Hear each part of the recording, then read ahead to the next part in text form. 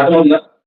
అయితే ఇప్పుడు పాత నిబంధనలో కన్నా ముందు ఉన్న సంఘము అక్కడ ఐగుప్తు దేశంలో వారు పోషించబడినట్టుగా యోసేపు ద్వారా, సంరక్షించబడినట్టుగా యోసేపు ద్వారా, ప్రొటెక్షన్ చేయబడినట్టుగా యోసేపు ద్వారా మనం చూస్తున్నాం. హల్లెలూయా! అయితే కొత్త నిబంధన సంఘం కూడా దేవుడు ప్రభువైన యేసుక్రీస్తు ఆయన ద్వారా పోషించబడిన ఒక సంఘాన్ని గురించి మనం చూస్తున్నాం. హల్లెలూయా!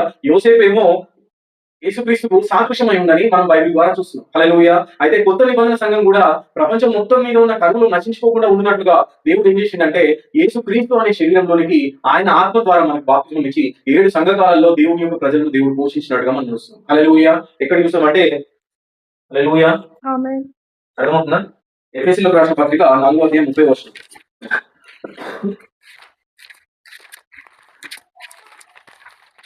ఎఫెసీయులకు రాసిన పత్రిక 4వ అధ్యాయం 30వ వచనం.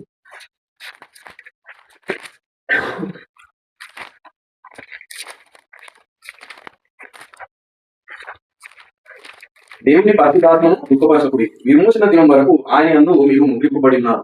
హల్లెలూయా! ఆమేన్. దేవుని హల్లెలూయా. పరిశుద్ధాత్మను దుఃఖపరచకుడి విమోచన దినం వరకు ఆయన యందు మీరు ముద్రింపబడి ఉన్నారు. ఎందులో ముద్రింపబడి ఉన్నారు? హల్లెలూయా! కొరింథీయులకు రాసిన మొదటి పత్రిక 12వ అధ్యాయం 13వ వచనం.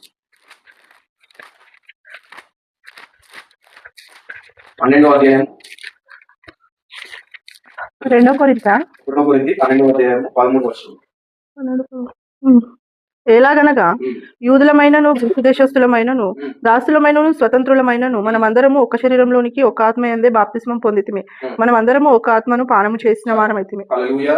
హల్లెలూయా. రాసిన పౌలంటే విమోచన వరకు రాసిన పత్రికలో దేవుని పరిశుద్ధాత్మను దుఃఖపరచకుడి మీరు విమోచన దినం వరకు ముగింపబడి ఉన్నారని చెప్పేసి ఎఫెసీయులకు రాసిన పత్రికలో మనం చూస్తున్నాం. అయితే కొరింథీయులకు రాసిన పత్రికలో ఒక్క శరీరంలోనికి ఒక్క ఆత్మ ద్వారా మీరు ముద్రింపబడి ఉన్నారు అని చెప్పేసి ఆ యొక్క ఆత్మనే మనం పానం చేస్తామని అని చెప్పేసి చెప్తున్నట్టుగా మనం చూస్తున్నాం. హల్లెలూయా! ఆ ఆమేన్. ఒక్క శరీరం ఏంటంటే ప్రభువైన యేసుక్రీస్తు యొక్క మొదటి రాకడలో వచ్చిన ఆ యొక్క తాత్కాలికమైన శరీరంలోనికి ఆయన యొక్క ఆత్మ ద్వారా మనం ముద్రింపబడి ఉన్నాం. హల్లెలూయా! ఆమేన్. అర్థమవుతుందా? ఏ విధంగా అయితే గోషెనులో ఆ యొక్క ప్రజలు నశించుకోకుండా యోసేపు గృహంలోనికి దేవుడు సేకరించి వారిని యోసేపు ద్వారా పోషించి, యోసేపు ద్వారా సంరక్షించి, యోసేపు ద్వారా కాపాడి ఆ యొక్క ప్రజలను ఆ యొక్క బానిసత్వంలో ఉన్నప్పటికీ కూడా వాళ్ళు నశించుకోకుండా, వాళ్ళ జీవం నశించుకోకుండా దేవుడు ఏ విధంగా అయితే కాపాడిందో మొదటి రాకడలో వచ్చిన ఆ యొక్క దేవుడు, మన యొక్క దేవుడు ఆయన ఏం చేస్తుందంటే తన యొక్క తాత్కాలికమైన శరీరంలోనికి తన యొక్క ఆత్మ ద్వారా మనను ఆ యొక్క గృహంలోనికి సమకూర్చి మనను ప్రొటెక్ట్ చేస్తున్నట్టుగా మనం చూస్తాం. హల్లెలూయా!